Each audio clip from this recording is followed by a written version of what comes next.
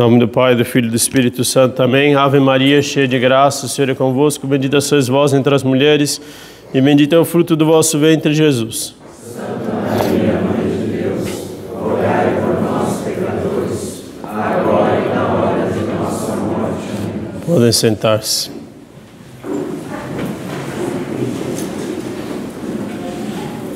Termina o Evangelho de hoje dizendo: céus e terra passarão, mas a minha palavra não passará. Evangelho do 24º domingo depois de Pentecostes e o último do ano litúrgico.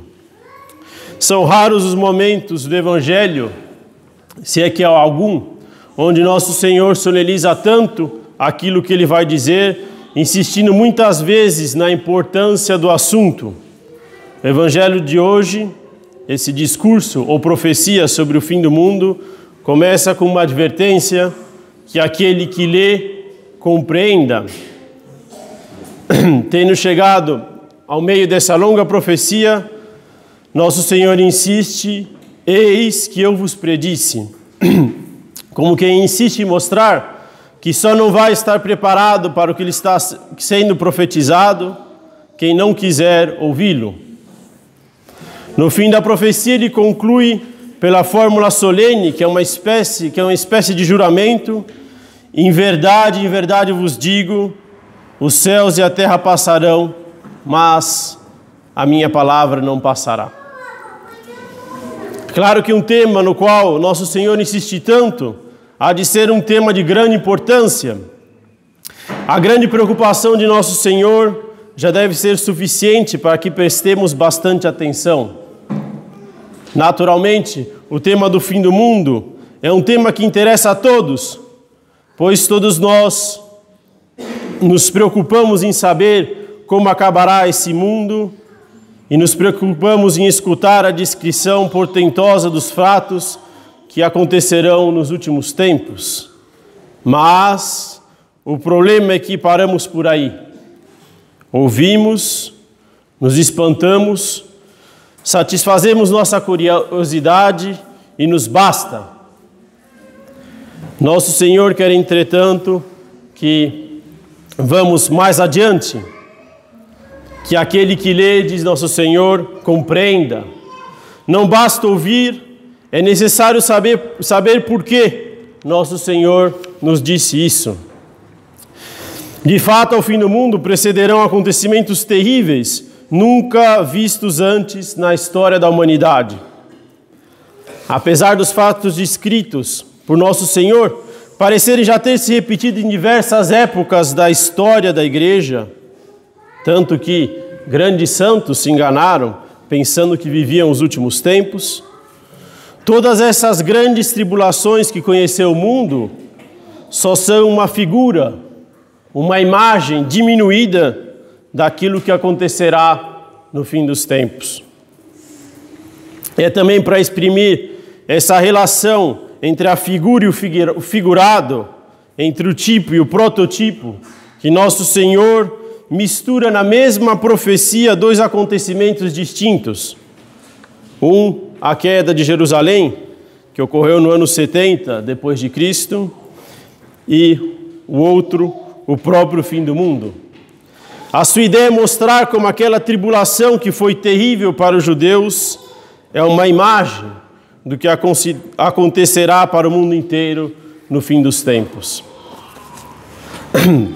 Também a abominação da desolação, profetizada por Daniel, como bem lembra nosso Senhor no Evangelho de hoje, já tinha sua figura na história antes mesmo da vinda de nosso Senhor.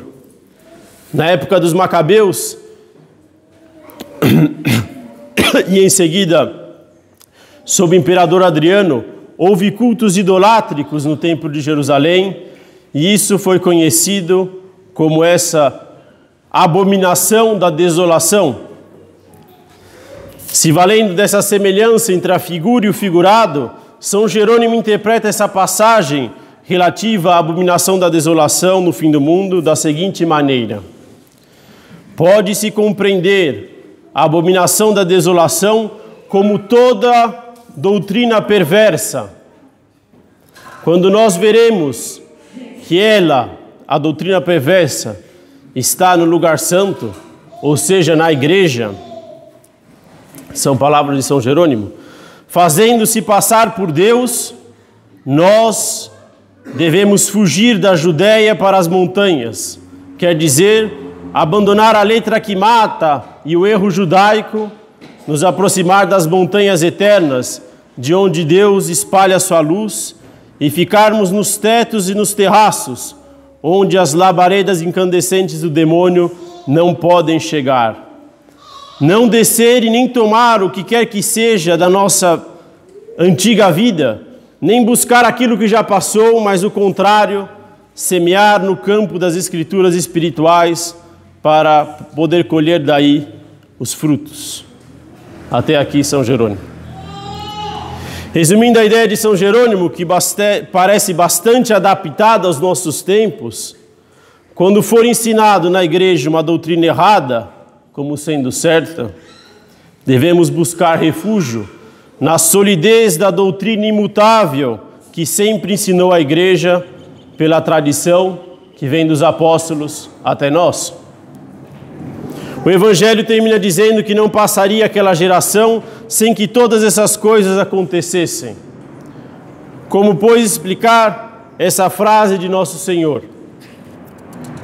Ademais da hipótese levantada por alguns, baseada também em um texto de São Paulo, mas que não é determinante, que o anticristo já estava vivo na época de Nosso Senhor e que ele teria sido preservado pelo demônio até o fim do mundo. Uma outra maneira para compreender bem essa frase é necessário entendê-la em dois níveis. O primeiro nível é quanto à imagem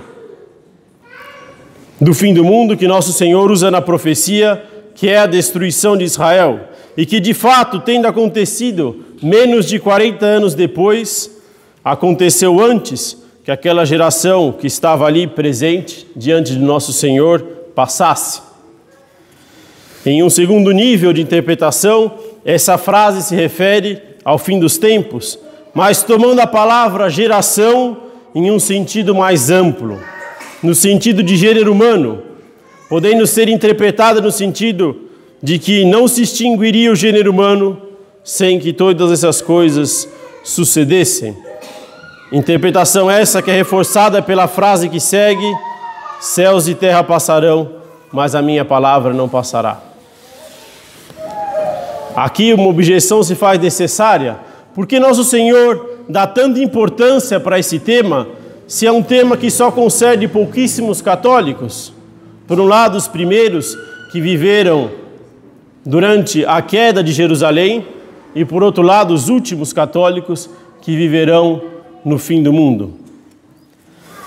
Mesmo que hoje vejamos realizados vários desses sinais que foram indicados, muito provavelmente essas instruções sobre o fim do mundo também não nos servirão. Por que então tanta insistência em um assunto tão pontual? São dois os motivos. O primeiro é que, como as grandes tribulações pela qual passa a igreja ao longo da história são figuras do fim do mundo e têm alguma semelhança com ele, também as regras de conduta dadas por Nosso Senhor para o fim dos tempos podem ser aplicadas aos nossos, como por exemplo o que nos disse São Jerônimo, ou aquilo que disse explicitamente Nosso Senhor sobre não escutar os falsos profetas e os falsos cristos que hão de vir no fim do mundo. O segundo motivo é ainda mais interessante. Se é que é verdade que nem todos nós viveremos o fim do mundo, é certo que o mundo terá um fim para todos nós. Ou seja, ainda que nós não vivamos o fim dos tempos, nós todos um dia morreremos, e assim aquilo que diz respeito à preparação dos cristãos para o fim do mundo, diz respeito também à preparação para a nossa morte. Também a nossa morte virá de maneira inesperada, de uma hora para outra, e logo depois virá o juízo. Será o momento de darmos contas a Deus de tudo que recebemos, e aqueles que não estiverem preparados para isso chorarão desesperadamente com um choro que então será inútil. Se eles tivessem chorado antes dos seus pecados, em preparação para aquilo que viria, o choro teria sido proveitoso, pois traria o arrependimento e o perdão dos pecados. É esse choro de arrependimento que a igreja quer inculcar em nós nesse último domingo do ano litúrgico. Será que nós viveremos até o fim do próximo ano? Será que se nosso fim fosse hoje, ou em uma semana, ou em um mês, será que estaríamos preparados? Vale a pena correr ainda esse ano o risco de morrermos sem estar preparados e sermos condenados à desgraça eterna, ao choro sem remédio, à dor sem alívio, a uma eternidade infeliz? É justamente para impedir isso que a igreja nos traz hoje esse evangelho. O fim do ano, neste caso do ano litúrgico, é um momento para fazer um bom exame de consciência, examinando como tem sido a nossa vida nesses últimos tempos, e em seguida de arrependermos do que fizemos de mal, e nos propor a fazer melhor no próximo ano, para estarmos sempre preparados para o nosso último dia. Se não nos dispormos a melhorar, se achamos que o que fazemos já é o suficiente, corremos um grave risco de trazer para a nossa vida a abominação da desolação no lugar santo, que corresponde à tibieza nas coisas sagradas. A abominação da desolação não foi a destruição total do templo. Como dissemos, foi um culto idolátrico que se instalou ali. A belíssima estrutura do templo permaneceu intacta. Quem visse o templo por fora acreditaria que ele continuava idêntico. Assim também é a alma tíbia. A casca permanece a mesma. Ela continua indo à missa e até rezando às vezes, mas tudo é feito quase que automaticamente, sem verdadeiro amor a Deus, sem a humildade, sem generosidade para com Deus, e mais do que tudo, e o que talvez seja o mais terrível, sem desejo de conversão, pois a alma tíbia crê que já faz o suficiente por Deus. Não demorará muito para que se perca também a casca, como também não tardou muito, depois da abominação da desolação, para que o templo fosse destruído. Façamos, pois, ajudados pela Santíssima Virgem, refúgio dos pecadores e consoladora dos aflitos, um bom exame de consciência, e que esse novo ano litúrgico que começa na semana que vem, nos preparando para a vinda daquele que se encarnou para nos salvar, seja em nós cheio de desejo de conversão e disposição para fazermos tudo aquilo que é necessário para estarmos preparados para o dia em que nos apresentaremos diante de nosso Senhor. Em nome do Pai, do Filho e do Espírito Santo. Amém.